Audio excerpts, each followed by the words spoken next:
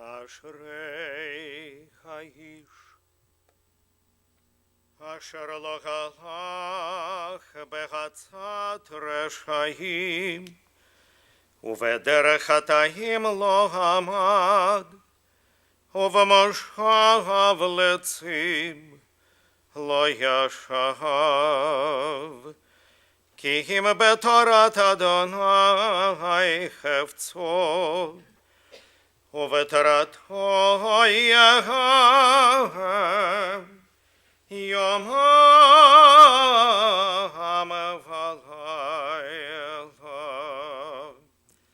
וחיה כעת שתולה לפלגי מים אשר פריו ייתן ביתו והלהו לא ייבול וכל אשר יעשה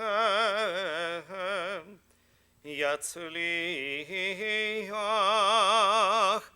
לכן הרשעים כי הם כמוץ אשר תדפנו רוח על כן לא יקומו רשעים במשפט וחטאים בהדת צדיקים כי יודע אדוני דרך צדיקים ודרך רשעים תאבד.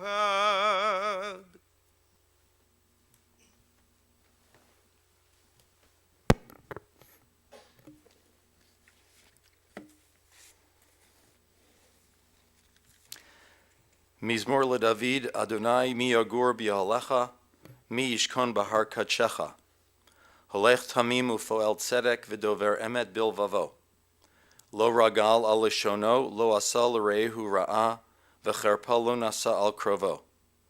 נבזה בעיניו נמאס, ואת ירא אדוני יכבד, נשבע להרע ולא ימיר. כספו לא נתן בנשך, ושוחד אל נקי לא לקח, עושה אלה, לא ימות לעולם. O Lord, who will dwell in your sanctuary? Who will live with you upon your holy mountain? He who lives with integrity, who does what is right, who speaks the truth in his heart, who does no evil to a fellow human being, who does not reproach his neighbor. Whoever does these things shall stand firm forever. Mizmor LeDavid, Adonai roi lo asar binot deshe arbitzeni, al mei menuchot yinahaleni. Nafshi yishovev yancheni v'maglei tzedek laman shemo. Gam ki elech begates hamavet lo ira ra ki ata imadi. Shiftecha umishantecha hema yinachamuni. The Lord is my shepherd, I shall not want. He has me lie down in green pastures. He leads me beside the still waters. He guides me on paths of righteousness. He revives me for the sake of his glory. Though I walk through the valley of the shadow of death, I fear no harm, for you are with me. Your staff and your rod, they comfort me. You set a table in sight of my enemies. You anoint my head with oil. My cup overflows. Surely goodness and mercy shall follow me all the days of my life, and I shall abide in the house of the Lord forever. I love the way that Maury Feren used to answer questions, whether it were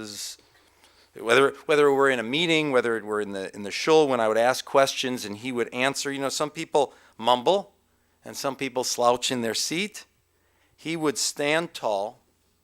You'd see him stand up. He'd straighten up his posture, broaden his shoulders. He'd raise his head to speak, and he would pull himself up to address the rest of the group. The way he pulled himself up is the way he lived his life. Maury had been pulling himself up his entire life. He had pulled himself up in childhood, born to a family hit by the Depression and having to endure the most meager of surroundings. He had pulled himself up as the eldest child of 4, going to work because he was supporting the others, going to the work so that the others could pursue a higher education. Childhood ended early for Maury, and adulthood started early for Maury because even as a boy, he took on responsibility and he pulled himself and others up with him. How many others did he pull up when he served in the armed forces? He won the Purple Heart Medal and the French Legion of Honor as a medic serving his country. He called serving in the war the most significant event in his growth as a human being. Throughout his life, Maury was so many things to many people of all ages. He lifted up others with his spirit and with his encouragement and with his example. He was as close as we come to being a self-made man. We all get help. We all get help. We all owe a certain debt, and we should be grateful for it. But Maury was as close to being a self-made man as anyone could be.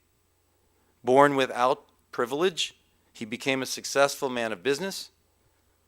Without advanced education, he became a lifelong student.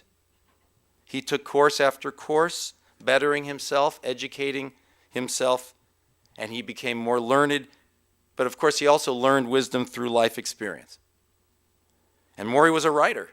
He was a prolific writer.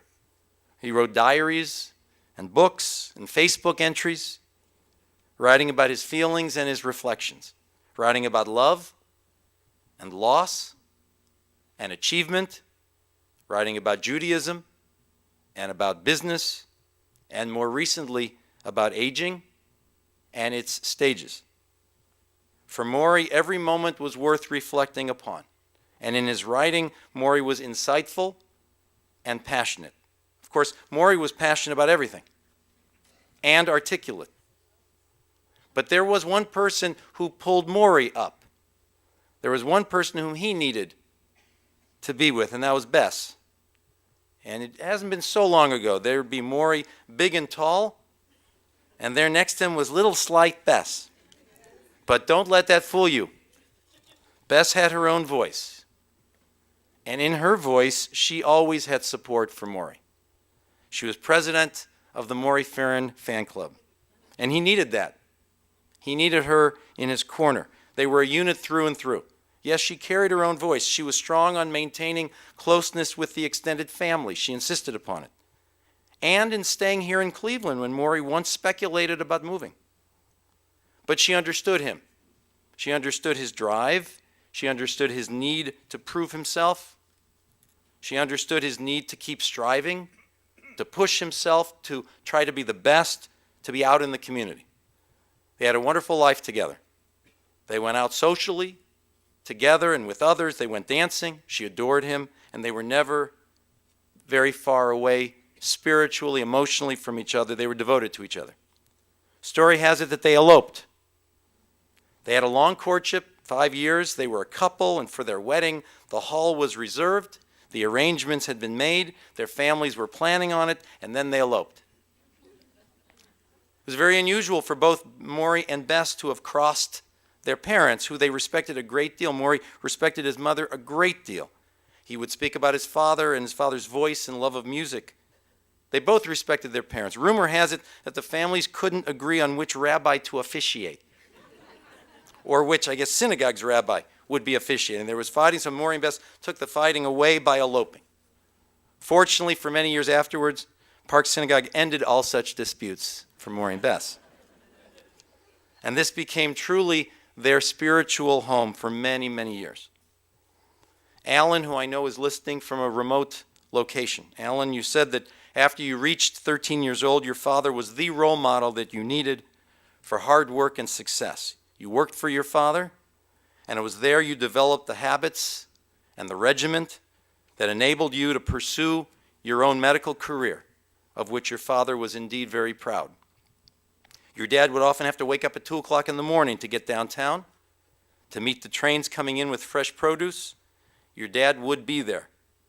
Being up first thing every morning this early is just emblematic of Maury and his life. He was awake early because no moment should be wasted, and no moment should be lost. Every day should be full and productive, because no one would outwork him, and no one would put in more effort.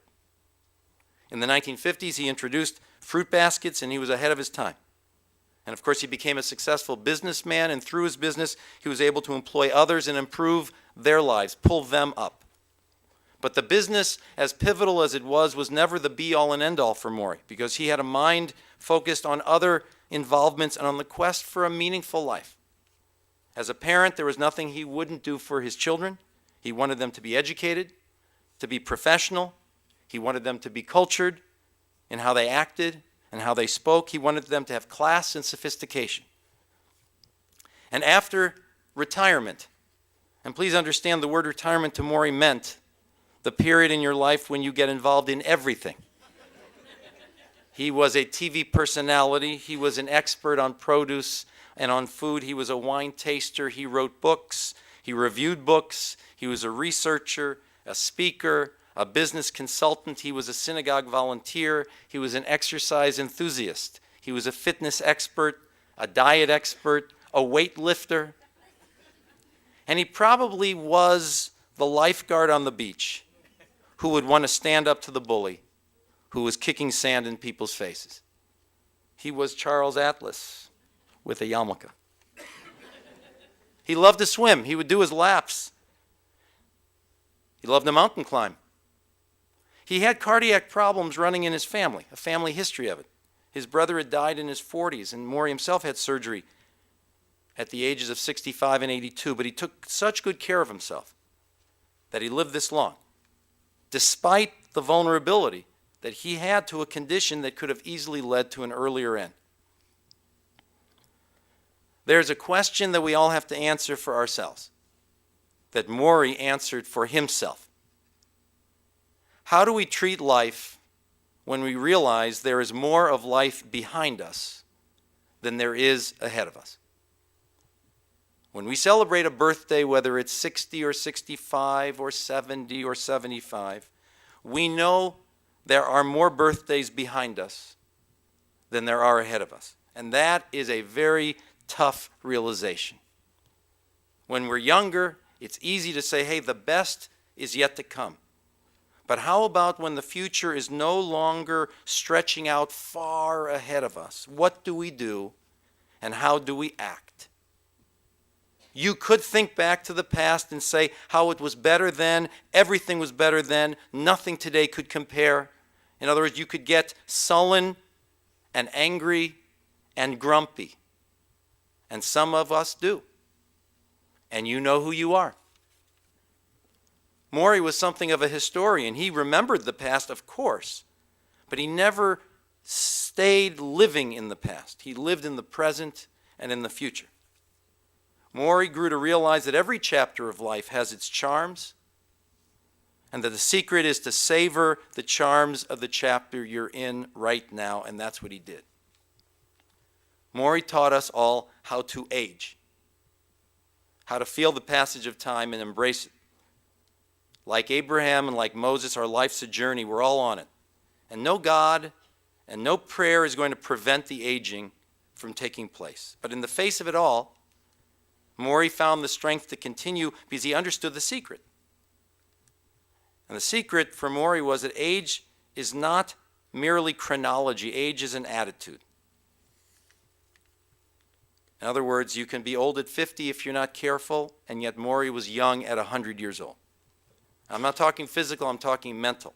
I remember this happened with Maury. Maury was there. When I first came here, a certain number of years after I got here, I would hear, we used to do it this way. Park Synagogue. And one time I remember Maury said to me, I remember it very well because he was younger then. He was only 85 years old. I remember he was giving me this advice. He was. He said, they're living in the past. They're old. These people were younger than he was. He said, they're old. He said to me, you can be 85 years old and young, and you can be 60 years old and old. Maury embraced his chronological age, but he never thought old.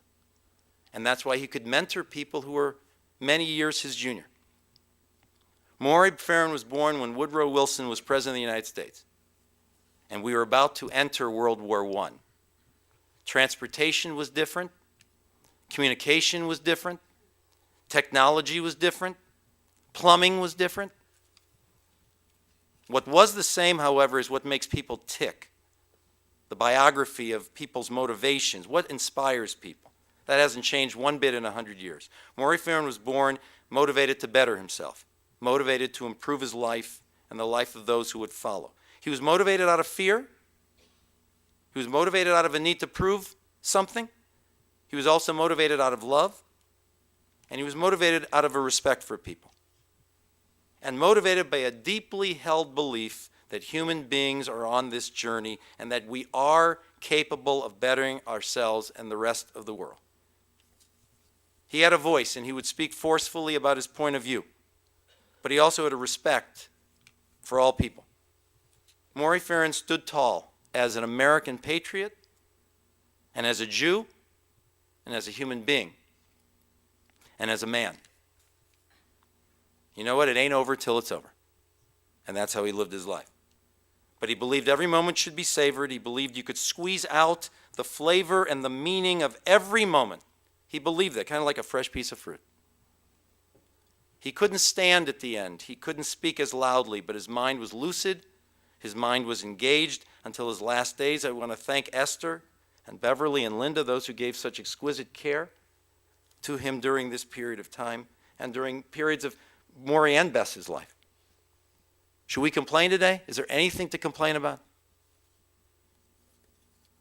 I know, Shelley, you mentioned that. There was a very brief discussion at one point about Maury entering a nursing home. Very brief. And it was decided that the only way Maury Feren would enter a nursing home would be as the executive director of the nursing home.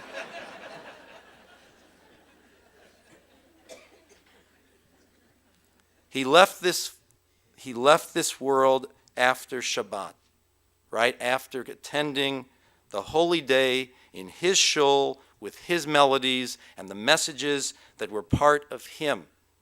When I saw him, he actually was trying to ask me for a source of something I said. By now, believe me, he's on to his next project. And believe me, he's standing tall.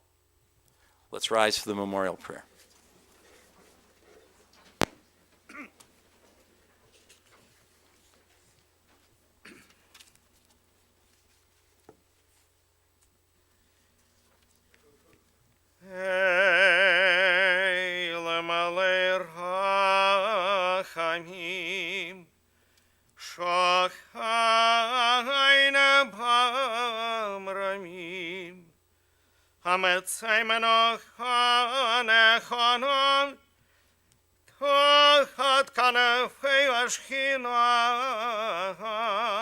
במחלות קדושים הדהורים, כזוהר הרקיע מזהירים, את נשמת משה בן מרדכי ופרומה איתם, שהלך לעולמו, בגן עדן תחי מנוחתו.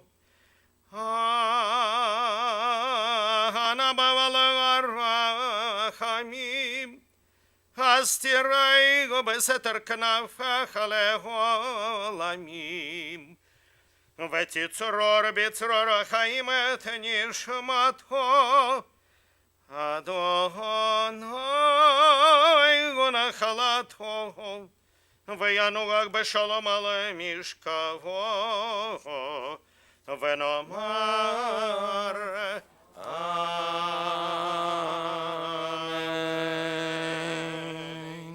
May we all remember the worthy and the righteous deeds that he performed while in the land of the living. May his soul be bound up in the bonds of eternal life. May he rest in peace. And we all say, Amen. Let's be seated. We offer our condolences to Shelley and to Alan, to Marty and to Carol, to grandchildren Lori, Robert, Deborah, Amy, Michael, Lisa, great-grandchildren Becca, Lindsay, Asher, and Ayla.